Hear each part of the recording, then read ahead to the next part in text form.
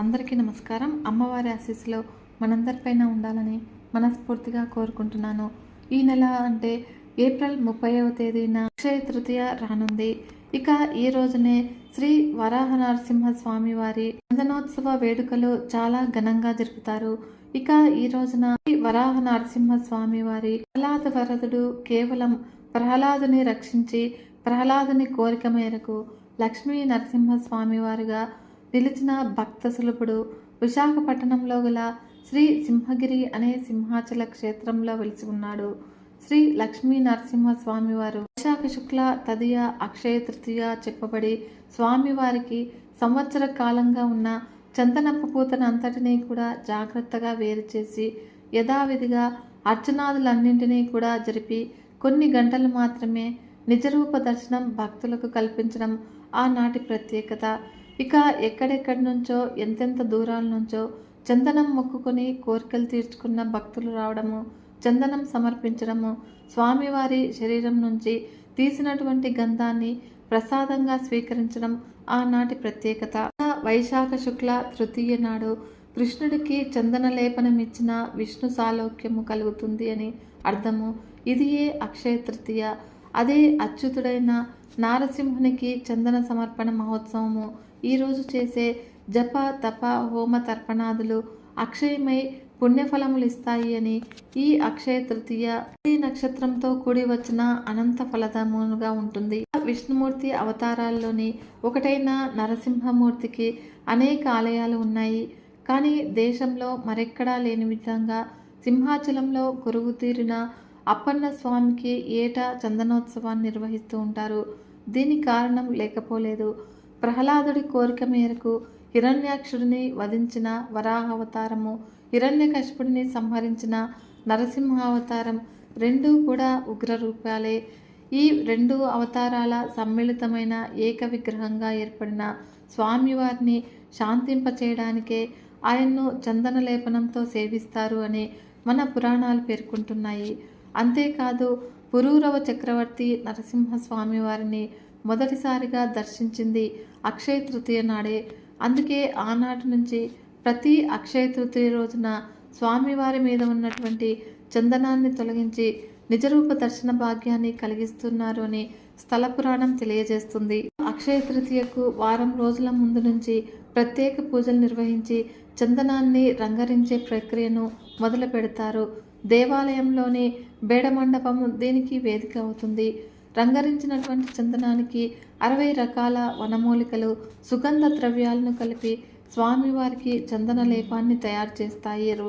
ఇక అక్షయ తృతీయకు ముందు రోజు బంగారు గొడ్డలితో స్వామి మీద ఉన్న చందనాన్ని అర్చక స్వాములు తొలగిస్తారు. అనంతరము వేదమంత్రాల నడుమ గంగాధార నుంచి తెచ్చినటువంటి జలాలతో సహస్ర ఘటాభిషేకాన్ని నిర్వహిస్తారు. ఆ తర్వాత స్వామివారి నిజరూపాన్ని చూసేందుకు భక్తులకు అనుమతిస్తారు. సాయంత్రము మళ్ళీ చందన పూతను పూస్తారు. దీంతో ఈ యాత్ర ముగిస్తుంది. సింహాచలంలో వరాహలక్ష్మి నరసింహ స్వామి వారికి సమర్పించే చందనానికి ఎంతో విశిష్టత ఉంది.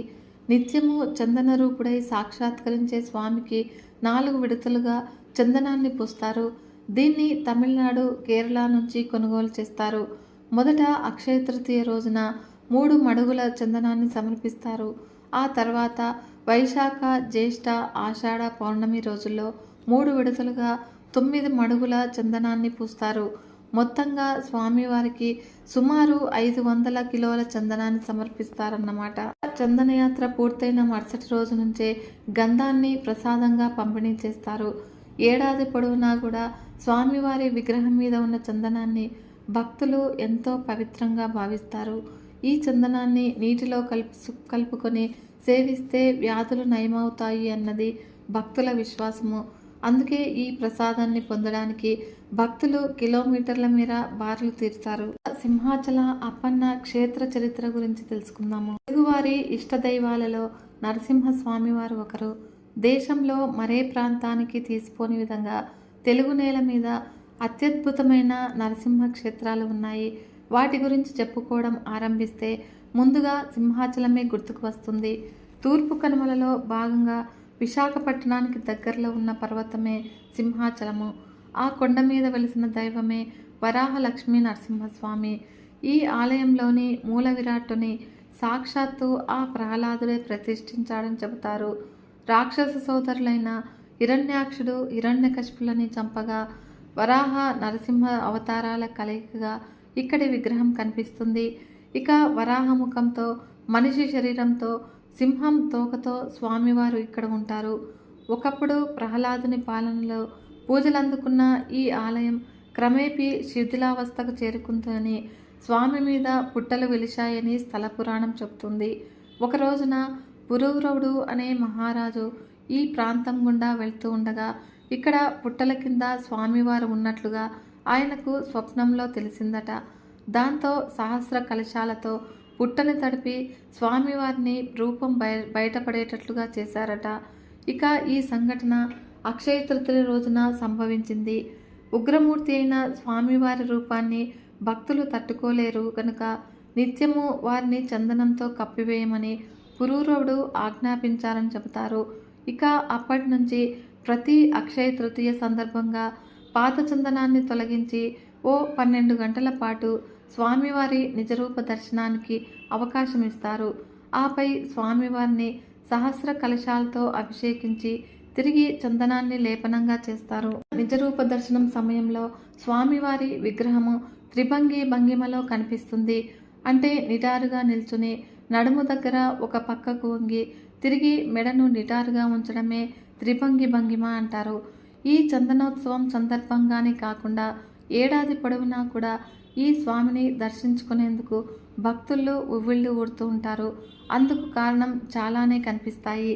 సంపెంగ పూలతోనూ చెట్లతోనూ నిండిన సింహాచలం కొండ మీదకు అడుగు పెట్టగానే దివ్యమైన అనుభూతి కలుగుతుంది అన్నది భక్తుల భావన.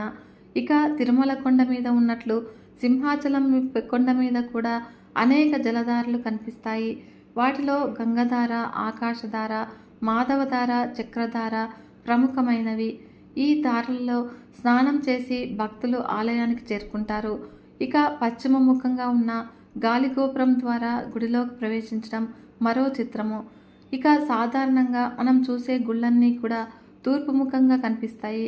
కానీ సింహాచలము దీనికి మినహాయింపు.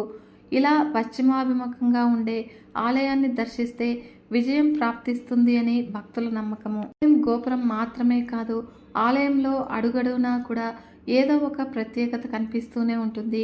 ఆలయ ప్రాంగణంలో అరుదైన శిల్పాలు కనువిందు చేస్తాయి. ఇక్కడ గర్భగుడికి ఎదురుగా కనిపించే స్తంభాన్ని కప్ప స్తంభము అంటారు.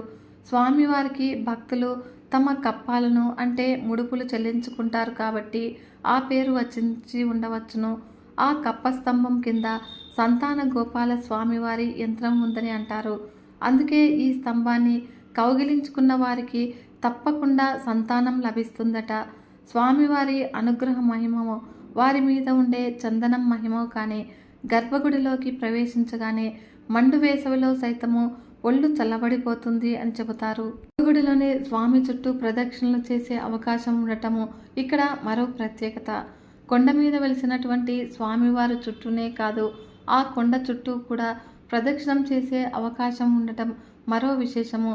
తమిళనాట తిరువన్నామలై కొండ చుట్టూ ప్రదక్షిణ చేసినట్లుగా సింహాచలానికి కూడా గిరి ప్రదక్షిణ చేసే విషయము చాలామందికి తెలియదు. ఏటా ఆషాఢ శుద్ధ చతుర్దశి రోజు వేలాది మంది భక్తులు 32 కిలోమీటర్ల చుట్టుకొలత ఉండే సింహాచలం కొండని చుట్టి స్వామివారిని చేరుకుంటారు. ఇక సింహాచల స్వామి అంటే తెలుగువారికి, అందున ఉత్తరాంధ్ర వారికి చాలా నమ్మకము. ఆయనను తలుచుకుంటే చాలు తమ ఆపదలన్నీ కూడా తీరిపోతాయి అని వారి విశ్వాసము. అలా ఆపదలు తీర్చే దైవం కాబట్టే ఆయనను అప్పన్న అని పిలుచుకుంటారట. అప్పుడు అంటే తండ్రి అన్న అర్థం కూడా కనిపిస్తుంది. మరి ఆ చల్లని స్వామి మనల్ని తండ్రిలాగా కాపాడుకుంటూ ఉంటారు కదా. సింహాచల క్షేత్ర మహత్యం గురించి తెలుసుకుందాము. ఈ కాలం నుంచి ఆంధ్రప్రదేశ్లోని సింహాచలము ఒక సుప్రసిద్ధమైన వైష్ణవ పుణ్యక్షేత్రము. కైలాసంగా పిలువబడే ఈ పుణ్యక్షేత్రము సముద్ర మట్టానికి 1500 అడుగుల ఎత్తున విశాఖపట్టణానికి ఉత్తరాన 10 మైళ్ళ దూరంలో ఉంది. ఈ ప్రదేశము అధిక భాగము అడవులు, కొండవులతో నిండి ఉంటుంది. కొండల సముదాయం నీటి దారులతోనూ సన్నని కాలువలతోనూ కూడి ఉంటుంది. ఇందులో ముఖ్యమైనది ఈశాన్యంలో ఉన్న హనుమంత ధార.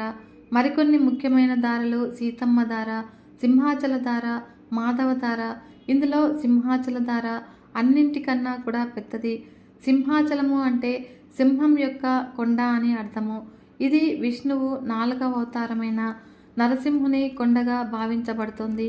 సర్వము విష్ణుమయం జగత్ అంటే అంతటా కూడా పరమేశ్వరుడు ఉన్నాడు అన్నదానికి ప్రతీకగా నరసింహ అవతారం మనకి నిదర్శనంగా కనబడుతుంది.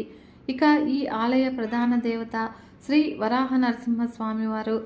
యాదగిరిగుట్టలో యోగ నరసింహుడిగా, వేదాద్రిలో లక్ష్మీ నరసింహుడిగా నరసింహస్వామి వారిని అనేక రూపాల్లో భక్తులు ఆరాధిస్తారు.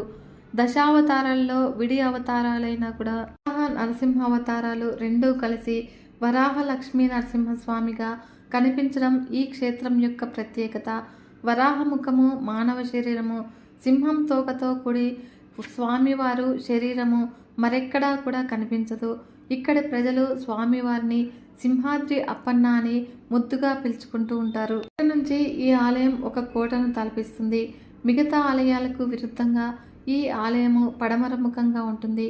పడమర ముఖంగా ఉన్న మహాగోపురం నుంచి ఆలయంలోనికి ప్రవేశిస్తే ప్రదక్షిణ చేసేందుకు వీలైన 3 ప్రాకారాలతో 5 ద్వారాలతో నాట్య ఆస్థాన భోగ మండపాలతో ఆలయం విలసిల్లుతూ ఉంటుంది. ఇక సంతాన గోపాల యంత్రంపై ప్రతిష్ఠించబడిన కప్పస్తంభాన్ని కౌగిలించుకున్నటువంటి దంపతులకు సంతాన సౌభాగ్యం కలుగుతుంది అని ఇక్కడి వారి విశ్వాసము. ఇక్కడ ఉత్సవమూర్తులు షడ్రూపులు, వాటినే పేరులు అంటే 6 అని అర్థము. ఒక్కొక్క సేవకు ఒక్కొక్కరు. ఉత్సవమూర్తి గోవిందరాజులు, కౌతుకమూర్తి మదనగోపాలుడు, శయనమూర్తి వేణుగోపాలుడు, స్నపనమూర్తి అంటే స్నానం చేసే మూర్తి యోగానంద నరసింహుడు, బలిమూర్తి సుదర్శన చక్ర పెరుమాళ్. ఇవన్నీ కూడా స్వామివారి విభిన్న రూపాల క్రిందే లెక్క. ఆయా శరీరాలతో ఆయా కైంకర్యాలను స్వామివారి స్వీకరిస్తూ ఉంటారన్నమాట. మూల విరాట్టు శిలా విగ్రహం కాగా మిగిలినవి లోహమూర్తులు. మూల విరాట్టు వరాహ నరసింహ స్వామివారు ప్రహ్లాద మందిరం మధ్యలో చందనమూతతో లింగాకారంలో దర్శనమిస్తారు. ఇందులో స్వామివారి చుట్టూ ప్రదక్షిణ చేసే వీలుంటుంది. ఏడాదిలో ఒక్క అక్షయ తృతీయ రోజున అంటే వైశాఖ శుద్ధ తృతీయ రోజున మాత్రమే కొద్ది గంటల సేపు స్వామివారిపై ఉన్నటువంటి పూతను తొలగించి నిజరూప దర్శనం చేసుకునే అవకాశాన్ని భక్తులకు లభిస్తుంది. అప్పుడు త్రిభంగి భంగిమలో 2 చేతులతో వరాహముఖంతో నరుని శరీరంతో సింహం తోకతో స్వామివారు దర్శనమిస్తారు. మూలవరులకి ఇరువైపులా కూడా శ్రీదేవి భూదేవి ఉన్నారు. పద్మాసనంలో కూర్చుని చేతిలో పద్మంతో అభయవరద ముద్రలో ఉన్న చతుర్భుజ తాయారు అంటే లక్ష్మీదేవికి ఆండాల్ సన్నిధులు ఉన్నాయి. ఇక ఆళ్వార్లకు ఈ ఆలయంలో గౌరవ స్థానం కల్పించబడింది. ఇక్కడ రామానుజాలు, మనవాల మహాముని, విశ్వక్షేణ సన్నిధులు కూడా ఉన్నాయి. వారి జన్మ నక్షత్రాల్లో విశేషమైన పూజలు నిర్వహించబడతాయి. రామానుజ కూటం అనే వంటశాల ఆలయంలో ఇక్కడ ఉంది. వైశాఖ జ్యేష్ఠ మండపాల్లో విశేషమైన పూజలు జరుగుతాయి.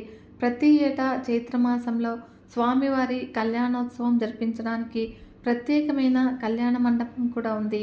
ఈ ఆలయానికి 2 పుష్కరుణులు ఉన్నాయి. ఒకటి స్వామివారి పుష్కరిణి, మరొకటి వరాహ పుష్కరిణి. ఇది కొండ కింది భాగంలో ఉంది. విశేషమైన పండుగ ఉత్సవాల్లో స్వామికి ఈ పుష్కరిణిలో స్నానాన్ని చేయిస్తారు. కొండ కింద ఉన్న 2 ఉద్యానవనాల్లో స్వామివారి పండుగ సమయాల్లో ఊరేగిస్తారు. గంగదారకు వెళ్లే దారిలో త్రిపురాంతక త్రిపుర సుందరి ఆలయం ఉంది. త్రిపురాంతక స్వామివారు ఇక్కడి క్షేత్రపాలకుడు. గంగధార పక్కన సీతారాముల గుడిని కూడా దర్శించుకోవచ్చును. గుడికి వెళ్లే మార్గంలో శ్రీ కాశీ విశ్వేశ్వర అన్నపూర్ణాదేవిల సన్నిధి ఉంది. హనుమంతునికి కూడా ప్రత్యేకమైన ఆలయం ఉంది. దక్షిణ భారతదేశంలో గల చాలా ఆలయాల వల్లనే ఈ ఆలయానికి కూడా ప్రత్యేకమైన స్థల పురాణం ఉంది. ఈ స్థల పురాణము 32 అధ్యాయాలుగా విభజించబడింది. తన భక్తుడైనటువంటి ప్రహ్లాదుని రక్షించడానికి విష్ణుమూర్తి ఈ కొండపై దర్శనమిస్తాడు. మన పురాణాల కథనం ప్రకారము ఇది యుగానికి చెందినది. మునులను అవమానించిన కారణంగా విష్ణుమూర్తి ద్వారపాలకులైన జయ విజయులు కశ్యప మహామునికి కుమారులుగా హిరణ్యకశప హిరణ్యాక్షులుగా జన్మిస్తారు. ఇక చిన్నవాడైన హిరణ్యాక్షుడు భూమిని బంధించి సమస్త ప్రాణులను కూడా హింసిస్తూ ఉండగా విష్ణుమూర్తి వరాహ రూపంలో అతన్ని సంహరించి భూమిని రక్షించాడు. ఇక సోదరుని మరణవార్తతో హిరణ్యకశిపుడు క్రోధుడై దేవతలను ఋషులను హరిభక్తాదులను హింసిస్తూ ఉండగా శ్రీ మహావిష్ణుమూర్తి తన సేవకుల్లో ఒకరైన శుకుణ్ణి కశ్యపునికి కుమారుడిగా జన్మించమని ఆదేశించగా అతడు ప్రహ్లాదుడిగా జన్మించి చిన్నతనం నుండే విష్ణు భక్తుడయ్యాడు. ఇది సహించక హిరణ్యకశిపుడు అనేక విధాలుగా అతన్ని మార్చడానికి ప్రయత్నించి విఫలుడై తన సేవకులతో ప్రహ్లాదుణ్ణి సముద్రంలో పడవేసి అతని మీద ఒక పర్వతాన్ని వేయవలసిందిగా ఆజ్ఞాపించాడు. సేవకులు సింహగిరి పర్వతాన్ని ప్రహ్లాదునిపై వేయగా స్వామివారు వచ్చి రక్షిస్తాడు. ఆ సింహగిరే నేటి సింహాచలంగా రూపాంతరం చెందింది. ఇక ప్రహ్లాదుని కోరికపై హిరణ్యాక్ష హిరణ్యకశిపుల వధించినటువంటి అవతారాలైన వరాహ నరసింహ రూపాలతో కలిసిన రూపంగా స్వామివారు ఇక్కడ వెలిచాడు. భక్తితో ప్రహ్లాదుడు స్వామివారి కోసము ఇక్కడ ఒక ఆలయాన్ని కట్టించి వరాహ నరసింహ స్వామిని పూజించినట్లుగా పురాణ కథనము. కృతయుగం చివరిలో ఈ ఆలయము నిరాదరణకు గురై కొంత భాగము భూమిలో కప్పబడిపోయింది. ఆ తర్వాతి యుగంలో చంద్రవంశరాజు పురూరవుడు ఈ ఆలయాన్ని పునరుద్ధరించాడు. ఇక ప్రహ్లాదుని కథ విష్ణు పురాణంలోనూ భాగవతంలోనూ ప్రస్తావించబడింది. సింహాచలము ప్రహ్లాదుని రక్షించిన క్షేత్రంగాను, అహోబిలము హిరణ్యకశిపుని వధించిన తర్వాత వెలిసిన క్షేత్రంగాను పురాణ కథనము. ఆగమశాస్త్రము మరియు శిష్టాచార సంప్రదాయం ప్రకారము ఆలయ ఉత్సవాలు చాలా ఉన్నాయి. కళ్యాణోత్సవము, చందనోత్సవము, ధనుర్మాస ఉత్సవము, వారోత్సవము, మాసోత్సవం జరుపుతారు. చందనయాత్ర వీటిల్లో అతి ముఖ్యమైనది. ఈ ఉత్సవానికి దేశం నలుమూలల నుంచి కూడా భక్తులు వస్తారు. వైశాఖ మాసంలోని అక్షయ తృతీయ రోజున ఈ ఉత్సవాన్ని జరిపిస్తారు.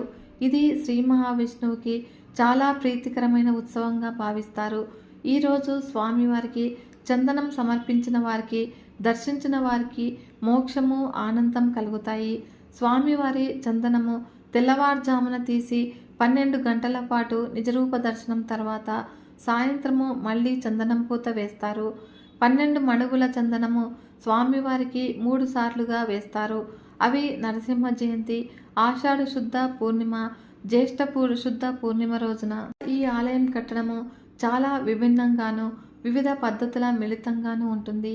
ఈ ఆలయంలో ఉన్న స్తంభాలు శిల్పకళా శోభితాలు.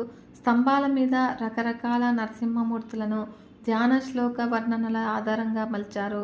శ్రీ వరాహస్వామి వారికి, శ్రీ నరసింహస్వామి వారికి విడివిడిగా అనేక ఆలయాలు ఉన్నప్పటికీ కూడా ఈ రెండు ఒకటిగా కలిసి ప్రధాన దైవంగా ఆరాధించబడే స్థలము ఈ సింహాచలం ఒక్కటే. 2 స్వామివారి ఉగ్రరూపాలు అవడం చేత చందనంతో కప్పబడి ఉంచారు అన్న అభిప్రాయం ఉంది. ఈ వీడియో కనుక మీకు నచ్చినట్లయితే ఒక చిన్న లైక్ చేసి మన ఛానల్ని ఇంతవరకు సబ్స్క్రైబ్ చేసుకోకుంటే సబ్స్క్రైబ్ చేసుకుని సపోర్ట్ ఇవ్వండి ఫ్రెండ్స్. మరొక మంచి వీడియోతో మీ ముందుకు వస్తాను. అంతవరకు సెలవు. నమస్కారం.